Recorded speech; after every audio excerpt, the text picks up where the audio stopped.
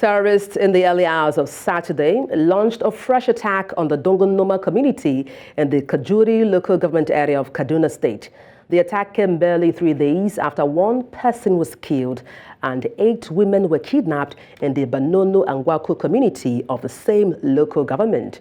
A former chairman of the local government, Kafra Kaino, confirmed the fresh attack to newsmen. He said they are yet to ascertain the number of casualties because the locals ran for their lives at the time the assailants invaded the community. According to him, the attackers invaded the village around 5:45 a.m. on Saturday in large numbers, shooting indiscriminately. And let's connect with West Africa, where Nigerian army troops have killed 4 terrorists in Zamfara and Taraba State. 2 of them were neutralized in Taraba, while the other 2 were killed in Zamfara State. They also frustrated a kidnap attempt in Kogi State and rescued kidnapped victims in various offensive operations. On Friday, Director Army Public Relations Onyema Nwachuku said the troops engaged terrorists in parts of Bali local government area of Taraba and killed 2 of them. In a separate operation, troops deployed for counter-insurgency operations in the northwest conducted a successful raid on kidnappers' den in Kuyambana area on Magawa-Mejisoto Road in Zamfara State. The troops made the contact with the insurgents and neutralized 2 in a gun duel. Still talking insecurity, the African Youth Development Foundation has condemned the kidnapping of over 200 school children from Kuriga in Kaduna State, including another 15 from Sokoto State. The foundation also expressed worry over the frequent abduction of children from the schools in the country, saying they are eroding the gains made in the nation's educational sector. Idong Joseph reports. The kidnapping of over 280 school pupils in the Kuriga area of Kaduna State is the largest school abduction case in Nigeria. The incident, which occurred in Kaduna and Sokoto, represents the 17th attack on schools within a decade, which has raised concern of stakeholders. They said this is increasing the number of out-of-school children in the country and eroding the gains made in the educational sector. Education is a building block of every society and a fundamental human right, as uneducated children can become willing tools in the hands of criminal and terrorist groups now and even in future. With the whereabouts of the kidnapped children yet to be determined, many Nigerians say they want their rescue as quick as possible. We cannot allow this to become another Chibok situation. AYGF calls upon all key stakeholders, both nationally and internationally, to intervene and secure the safe return of the kidnapped children. We appeal to the security agencies to do everything possible, including the government of Kaduna State, to do everything possible to rescue and bring back these young ones and their teachers. Stakeholders also urged the government to take steps in addressing the root causes of kidnapping in Nigerian schools. AYGF advocates for increased resources and support for vulnerable communities like Chikum, after targeted by kidnappers, as well as every community where schools exist in Nigeria. Revamping the Safe School initiative. The government must revisit its commitment to this initiative. They are calling on government to live up to its responsibilities and ensure kidnapping becomes a thing of the past. In Abuja for News Central, I am Idong Joseph. The remains of the late Olubadan of Ibadan land, Obalekan Balogun Ali Okumade II, were on Friday interred at his Aliwu ancestral home around 4:30 p.m. The late monarch, who reigned for 2 years, died at the age of 81 on Thursday at the University College Hospital Ibadan, Oyo State, after a brief illness. The state deputy governor, Bayo Lawal, led other government functionaries to the family burial ground at Aliwo. There was a line-in stage at Mapo Hall from 12 noon to 1 p.m. before the remains of the monarch were moved to Aliwo for burial after prayers. Chief Imam of Ibadan land, Abdulganir Agbotomo Kekere, described the deceased as a beacon of peace and renowned for his unwavering honesty.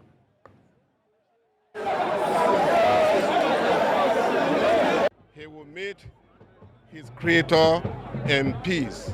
Let me assure you, on behalf of His Excellency the Governor of your state, who is this evening unavoidably absent, that whatever it will take to give a victim burial, the state government will do it whenever the governor comes back to the state.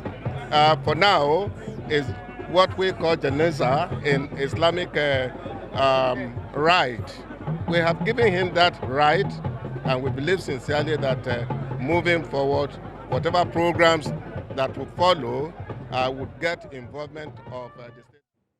The next report chronicles the life of His Imperial Majesty Oba Mahood Olalekan Balogun Ali Okomade II, the late Olubadan of Ibadan land.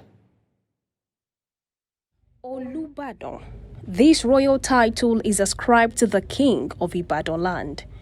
Let's take a quick drive down memory lane of how the royal title of Olubadan came to be.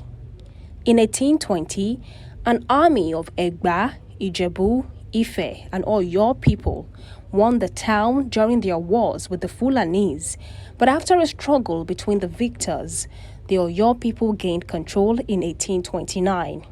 By 1850, they had established their unusual succession principle, which is quite different compared with other traditional Yoruba rulers, in that it alternates between two lines, a system where the Baale line, which is civic, and Balogun Isorike line, which is the military, shared power, subject to traditional council representing both lines. It takes decades to groom an Olubadan for the stool, through stages of chieftaincy promotion. Because of the unusual succession principle, where the title is not hereditary in most cases, the Olubadan are usually very old men who spend an average of 5 years in power. But there are rare cases of Olubadan who ruled for almost 2 decades. A typical example of this is Olubadan Kuala Abbas, who ruled from 1930 to 1946. A period of 16 years. From 1971 till date, the city of Ibadan has had a total of 10 kings. Among them is Oba Daniel Akinbiyi, who was the first Olubadan to wear a crown from the first day of installation. One of the Olubadan to have served for the shortest period was Oba Yola Paul Ayodele, who ruled for just 2 months from July to September 2007. Obalekan Balogun is the latest of the kings to have ruled the Ibadan city. He was crowned the 42nd Olubadan of Ibadan land on March 11, 2022, after he succeeded his predecessor, the late Oba Saliu Adetunji, who reigned for 6 years. Oba Balogun, before he became a king, had represented the Oyo Senatorial District in the National Assembly between 1999 and 2003. Where he served as the chairman of the Senate Committee on National Planning. He died on the 14th of March 2024, exactly 2 years and 3 days after he was crowned a king. The Balogun of Ibadan land, Oba Owolabi Olakunlehin, is expected to be crowned as the next Olubadan of Ibadan land, is considered the next in line, according to traditional rites. For News Central, Adeshewa Odushoga.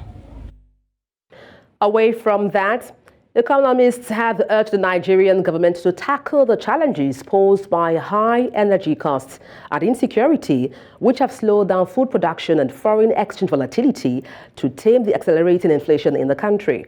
According to the latest Consumer Price Index and Inflation Report by the National Bureau of Statistics on Friday, Nigeria's inflation rate climbed higher to 31.70% in February from 29.90% in January of 2024. Professor of Economics and Dean, College of Postgraduate Studies, Caleb University, Immortal Lagos, Segun Ajibola, said the inflation rate may not reduce if the economic fundamentals are not addressed. And to help unpack this, I'm joined live on the news by Okpeoluwa Taiwo, Executive Director, Africa Bridge Initiative. Good afternoon. Glad to have you join me. Yeah, thank you for having me today. All right, let me start by asking you, given the current inflationary environment, how would you assess the health of the Nigerian financial sector? The Nigerian financial sector, as of today, is not robust. We are looking at the liquidity of the financial market. We are talking about the liquidity of the commercial banks and also the viability of the CBN itself being the regulatory body. But beyond that, when we talk about the inflation as at November 2023, we're talking about 28 thereabout. And as at January 2024, we're already talking about 28, 29. And as at today, what are we talking about? We're talking about 31.7% as our inflation rate. So looking at just within 5 months, we're having more than 5% increase in our inflation rate. And this has to do with instability of various economic policies, basically from the regulatory body, that is the CBN, as also from the state actors from the government. So that means that our economy, as of today, the consumers are not really smiling, and the citizens are very much unhappy with what we have in inflation. But what factors would you say are responsible for this spike in inflation from 29% to 31%? The inflation has never been consistent as of today. Basically, we look at the Nigerian as an economy. What are the major causes? We look at the microeconomic indices that has been able to spike this particular inflation rate. Talking about the unemployment rate, talking about the cost of governance, talking about the import duties and also exchange rate, talking about the forex market. Now, all of these indices bring about various ups and downs, talking about the inflation and the economy. For instance, we are talking about the cost of governance. And every Nigerian understand that when the cost of governance, the cost of running the apparatus of governance is increasing on every day, that means there will be pressure on the market, there will be pressure on the economy, because the target of the government will be more on revenue generation instead of stabilizing the economy. So as of today, we're having too much of cost of governance. So if we can have a way to work around reducing the cost of governance, then the pressure on the economy can come down, and the inflation rate also can be subsided in a days to come. Okay, so beyond driving down the cost of governance, what measures would you recommend be taken to help address these spiking continuous inflation rates in Nigeria? Yeah, the inflation rate in Nigeria is very possible to be reduced drastically. It's actually very realistic, and it's a smart goal that can be achievable. But we must also look at the intentionality on the part of the political leaders. Because when we're talking about economy, we are talking about the micro and the macro. When we're talking about the macro economy, we are talking about the larger aspects. We are talking about what happened from the infusion of the economy from the SME angle. We are talking about the infusion from the regulatory aspect. Now, as of today, we are having the consumer price index going high every day. We are having also the unemployment rate going every day. So how do we reduce all of this? Because the cost of production on every day will invariably affect the increase in inflation. The inflation as of today, we are talking about various indices. We need to have a robust economy. And how do we have a robust economy? Let's start from the agriculture. Let's look at food supply. As of today, two things are happening to the Nigerian economy. We're having some palliative measure being brought forward by the government. And that palliative measure is needed. But the palliative measure the government is bringing on board is palliative on the part of the citizen. But from our own angle as economic analysts, we understand the palliative that is needed as of today is the economic palliative. And when we talk about the economic palliatives, what do we mean? We are talking about reducing the import rates, reducing the import duties. For instance, if I'm bringing in about, let's say, about 100 computers, maybe say from China or from Ghana, and I'm supposed to pay about $1 million or thereabout to bring in about 2 containers. So what do we have? If that $1 million can be reduced drastically, what do you think will happen? The price I will be selling it to distributors, the price I will be selling it to the market will go down drastically. So you can see that a lot of measures the government can actually put in place. We can also talk about having a critical engagement with the SME stakeholders. Because the SME stakeholders, they are the real operators of the economy, not even the government. Government is just a regulatory body. But the real operators of our economy are the SME holders, the farmers. These are the people running the day-to-day activities. These are the people contributing to the GDP of Nigeria. And because the power of the operators are reducing, that is why the inflation is going. So let's find a way to have a rebate for the operators of the economy. Because when the operators of the economy, when they are very comfortable, the citizen can be comfortable. But so today, what do we have? The SMEs are not smiling. The SMEs are really crying. And that is why the inflation rate is affecting every man on the street. Well, perhaps we can take a cue from Ghana, which as of last year were able to drive down their inflation from 38.1% to about 35%. And now, as we speak, in the year 2024, their rate is at 23.4% when it comes to inflation. But beyond that, what do you think this would be in terms of impact on the liquidity of banks and other financial institutions in Nigeria? As of today, the financial institutions in Nigeria, talking about the commercial banks, talking about the finance houses, they're having series of challenges also on their own hand. As of today, the liquidity in the finance institutions, the liquidity is not sustainable. And why is it not sustainable? Because the business are not coming up. The business are not coming up. The figures are not increasing. For instance, how do we have a viable financial institutions? We need to have regular turnovers from the SMEs. So if as an SME, if I'm not having a regular and consistent turnovers, what do you think will happen? My inflows into the banking will reduce. My inflows into the financial sector will reduce because I myself am not having consistent turnover. So you can see that for the financial institutions to be robust, to be sustainable, the SME space must also be robust. So you can see that they work hand in hand. So that's why as of today, the financial sector is not yet sustainable. And the financial sector, and that's why you can see that so many banks are collapsing every day. And like I said earlier on, some times ago, in the last 20 years, we have not seen any bank that able to sustain the economy of Nigeria more than 2 decades. And that is not robust enough. We should have commercial banks that can last up to more than 100 years. Apart from the indigenous banks that we have that have been there even before we were born. And a lot of the new banks cannot sustain what is happening. Why? Because the SME are not finding it robust within the economy. And if they are not having regular turnover, their balance sheet is not sustainable. Then it will affect the balance sheet of the financial institutions. Talking about banks in Nigeria, let's talk about the Central Bank of Nigeria, CBN. What policy objectives do you think they can come up with to help drive down inflation in Nigeria? The CBN in Nigeria, talking about the Central Bank of Nigeria, and recently we saw what the CBN has brought, investing billions of naira into the agricultural sector. That's a good way to go. The agricultural sector is, like we said, is the primary tier of the economy of Nigeria. It is the foundation of our economy. And with all this while, we've been driven away from the agricultural sector.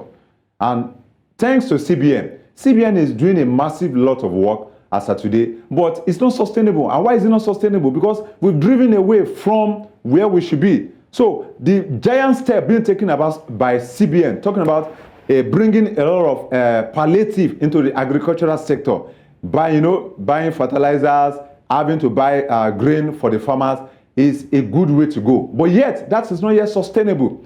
We must also look at what can CBN do to improve the capacity of our off-takers.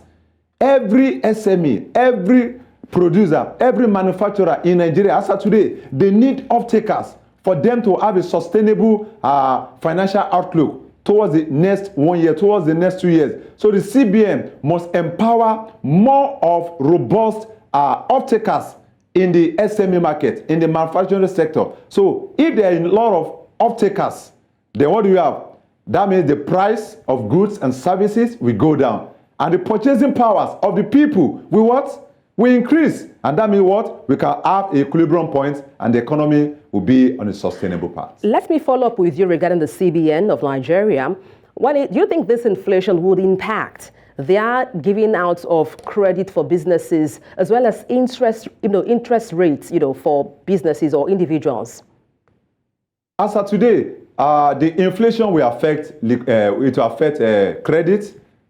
no doubt about that, it will affect credit. So an average SME that's always been getting credit from the CBN, credit from the financial sector.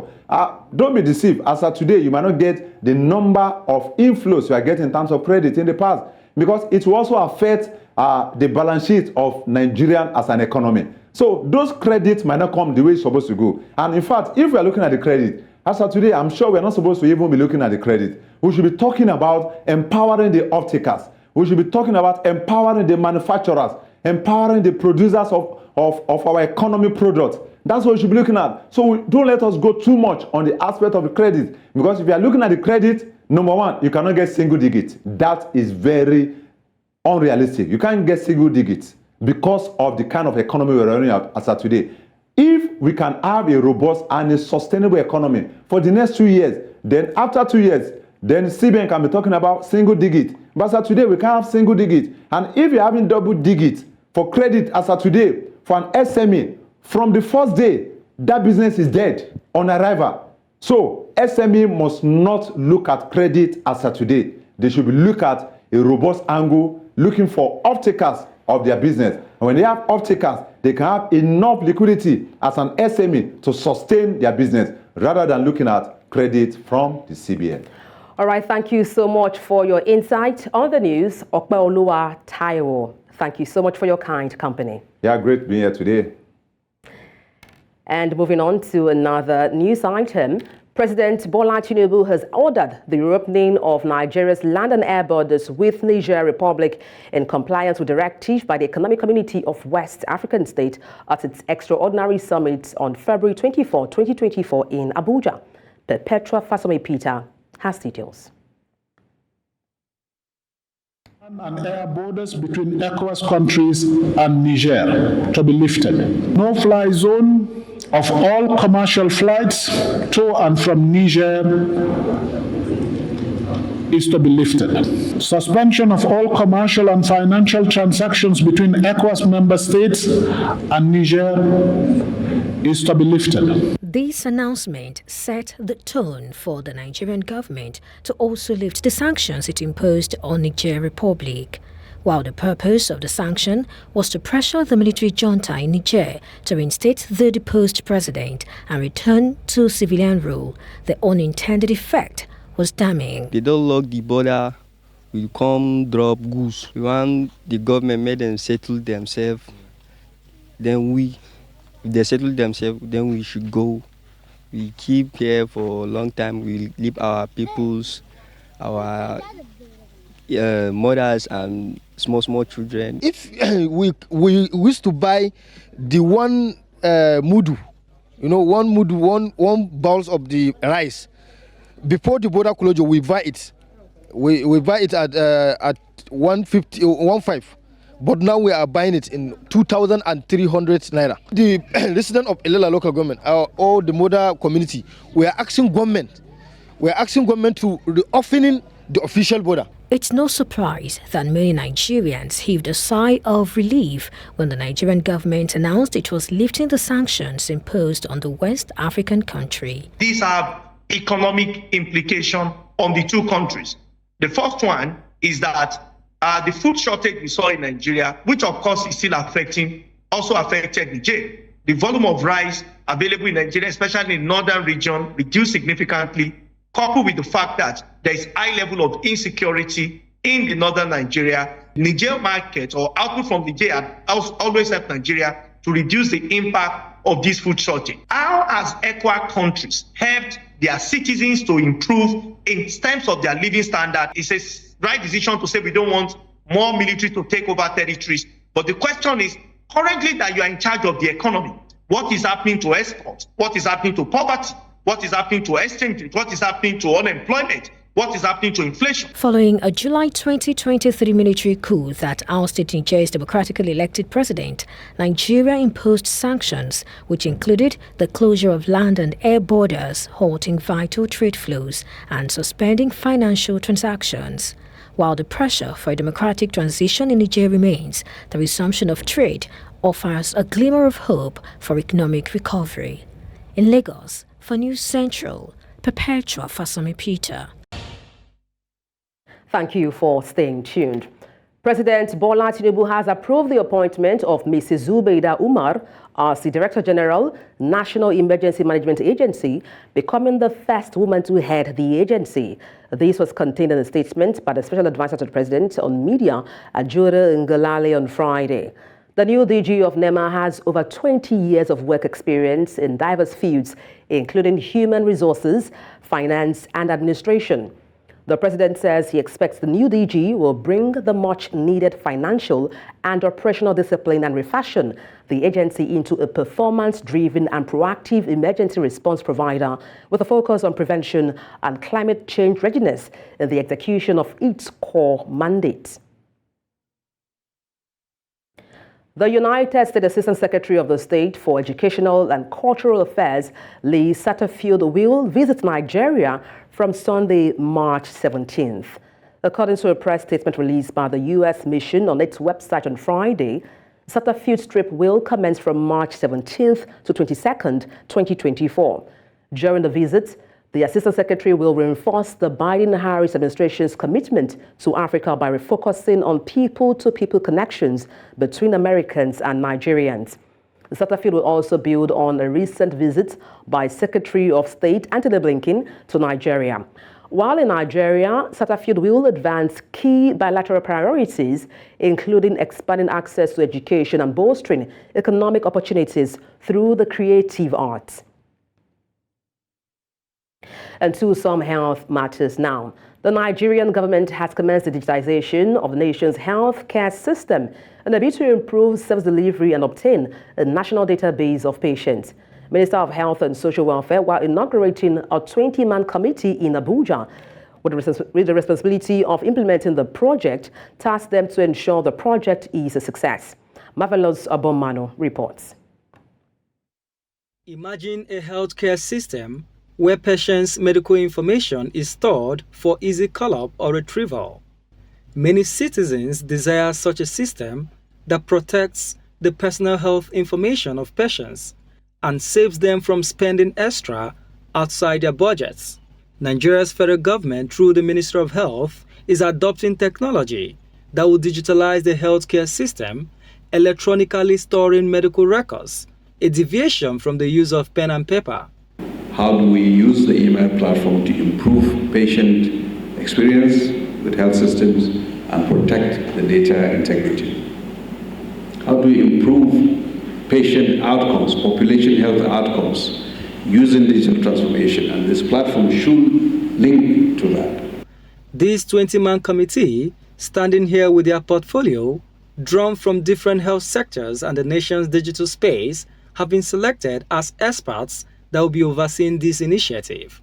The initiative aims at improving patient experience, health outcomes, and reduce the cost of health care.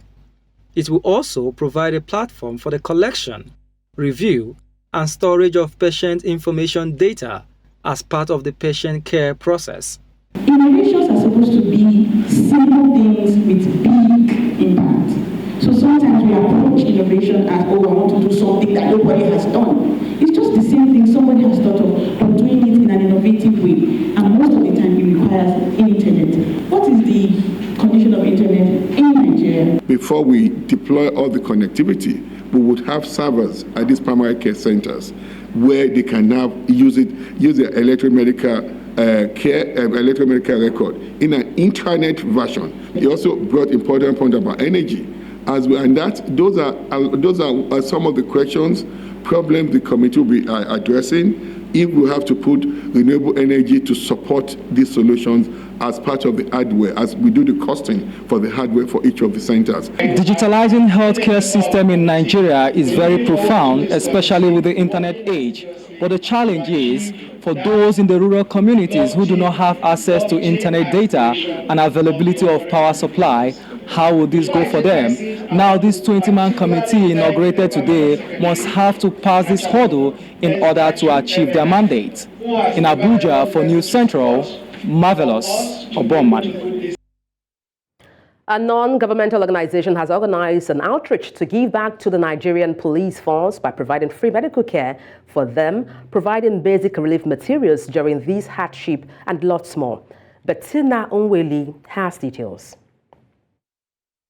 When you mention the word police to the average Nigerian, what comes to mind are things like fear, brutality, and other not-so-nice thoughts. In 2020, a nationwide protest, End SARS, saw thousands of Nigerian youths storm the streets to protest against police brutality and extrajudicial killings. However, this has not stopped the hand of benevolence from getting to them. We kind of thought about it okay, what extra thing can we do and who can we do it with? The entire team came up with, let's do something, for the force people, the personnel. Though they might not be quote unquote loved, liked, by people in general, but they're still humans. The aim of the outreach was to check up on the health status of those responsible for protecting the nation. To no surprise, majority were found to have been living with hypertension and diabetes. We were able to identify common medical conditions like polycontrol diabetes and hypertension as well in most of them. And a number of them didn't even know they were hypertensive. So some of them are not compliant with their medications. Some of them have never even had their blood pressure checked ever. Most of them we noticed that most of them are hypertensive.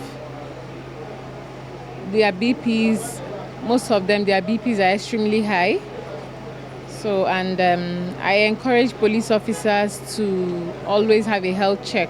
With smiles on their faces and grateful hearts, members of the force testify to feeling loved among society, as this outreach is not one that comes every day. I like it too.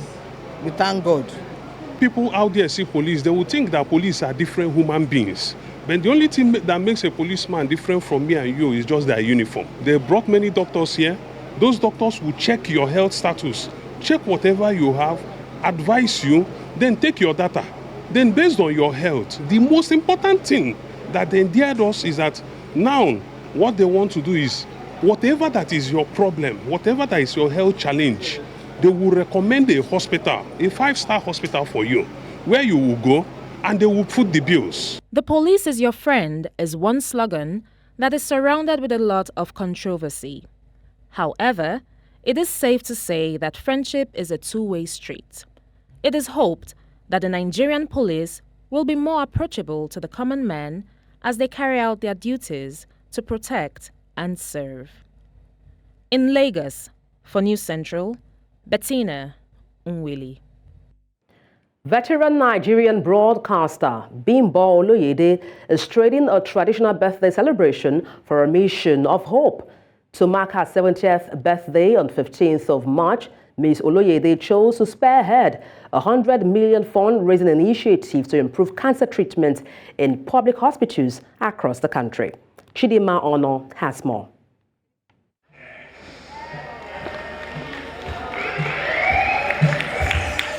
For most people, birthdays are occasions of pomp and flamboyance.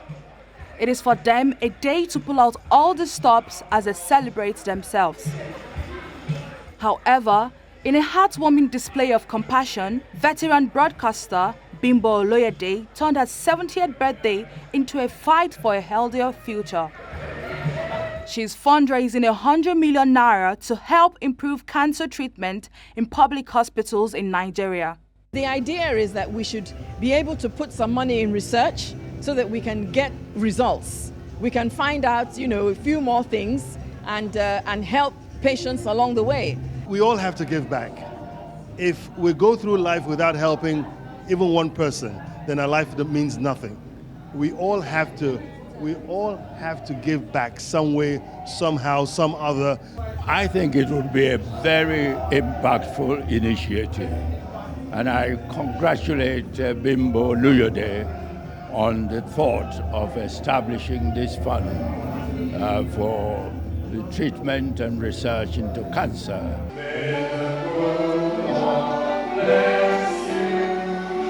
Bimbo Oloyede is no stranger to giving a voice to the voiceless with her platform and has had a swell legacy in media. In light of adding lifelines to cancer patients, Bimbo and a few guests reflect on her successful career. Through broadcasting, I became an author. Through broadcasting, I became a trainer. Through broadcasting, I became a coach. Through broadcasting, I became a compere. So these are all offshoots of broadcasting. Auntie Bimbo remains an icon. I liked her aura because she was a simple person, very professional, and then it was quite interesting. Not too many people in the NTA were married at that time. She was one of those who was married, and the fact is her husband also worked with the Nigerian Television Authority. So she was calm, cool, and collected. Celebrating my mom at 70 is an indescribable feeling. I am so honored that I get to share this life with her. I'm so honored that I get to call her mother.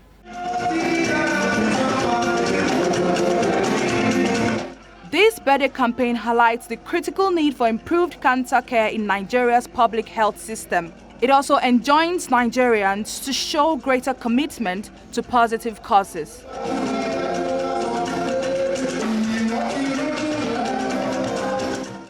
Let's now head to Senegal, where the leading opposition figure, Ousmane Sonko, says the upcoming election will not be a war. He made this known on Friday during a news conference a day after being freed from prison. Sonko reiterated support for his coalition's presidential candidate, Bassirou Diomaye Faye, also released from prison late Thursday, as the two met journalists.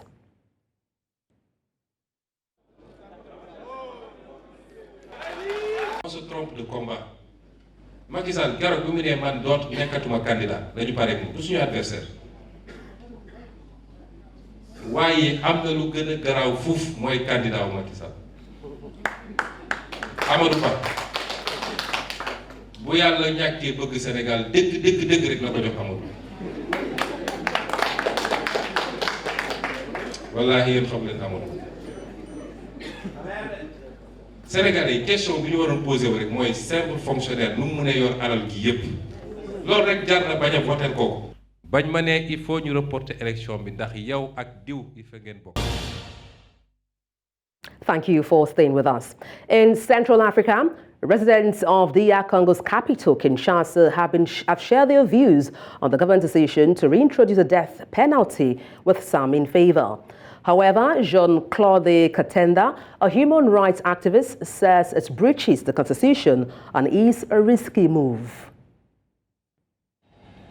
Bon, comme ils ont remis la peine de mort, moi je pourrais dire que c'est une bonne décision pour qu'il n'y aura plus de trahison dans notre pays. Donc je pense que c'est une bonne décision. En même temps, le gouvernement de la République démocratique du Congo vient de violer ses engagements internationaux en matière de protection des droits de l'homme, mais en même temps aussi, il viole la constitution de la République démocratique du Congo, en ce que l'article 61 de cette constitution interdit l'application de la peine de mort.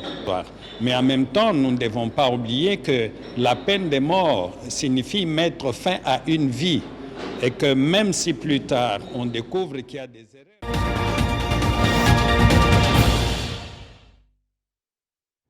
She's a sultry Ghanaian singer-songwriter who believes It or Not has been lighting up the charts for 18 years now. Of course, I'm talking about Efia. Ahead of her headline show in London this weekend, News Centre's correspondent Afua Hagen sat down with her to talk about dealing with the critics and longevity in the tough industry. Okay, everybody, and then sing your sound back, yo. The standout star from Charterhouse's Stars of the Future talent hunt and reality show in 2006, Efia went on to amass a huge following before signing her first deal with One Nation Entertainment in 2011. Since then, the songstress has assisted some of the biggest names in Afrobeats on some of their most memorable hits, including Mr. Easy, Tiwa Savage and Wizkid, and has carved out a name for herself as one of the genre's standout musicians.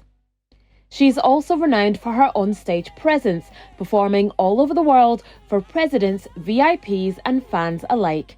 Now she's taking to the stage in London once again, hoping to reconnect with her fan base.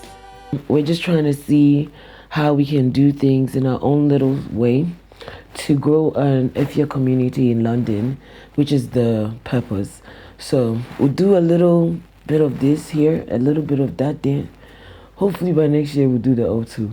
Yeah. But yes, I am willing to put in the work to grow a community here and also, you know, create my own fan base and establish it in London.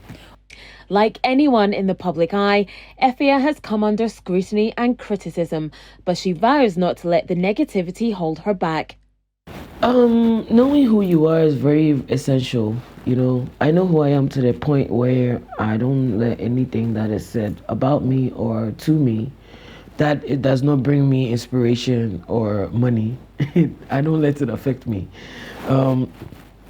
It took a while though, because I used to be really upset about it. Like if you tweet at me and you say something, I'll tweet back. No, I think that's part of growing up. You realize that it's not everybody that you need to like go at and like feed into that negativity, you know. So what I do is I focus on the great things that are happening to me in the now and the future, which is brighter than today, and also just to maintain my mindset, you know. Yeah, and I have a very, very amazing support system. So you can't touch me.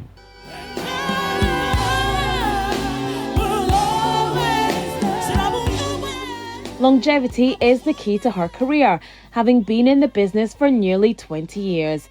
Efia says the secret to her success is reinventing herself and loving what she does. You have to want it more than everybody else, I guess. Yeah, and then you have to know that, concentrate on your journey, focus on what it is that makes you who you are and makes you special, and grow it and then manifest it into like whatever it is that you feel like you deserve in the timeline. Depending on how you relate to yourself, that's how people will relate to you. So I think for me, I just really enjoy what I do so much that I continue to do it. With a sold-out show and more visuals incoming in support of our current EP, No More Tears, it looks like 2024 is going to be another big year for Efia. For News Central, I'm Afia Hagan.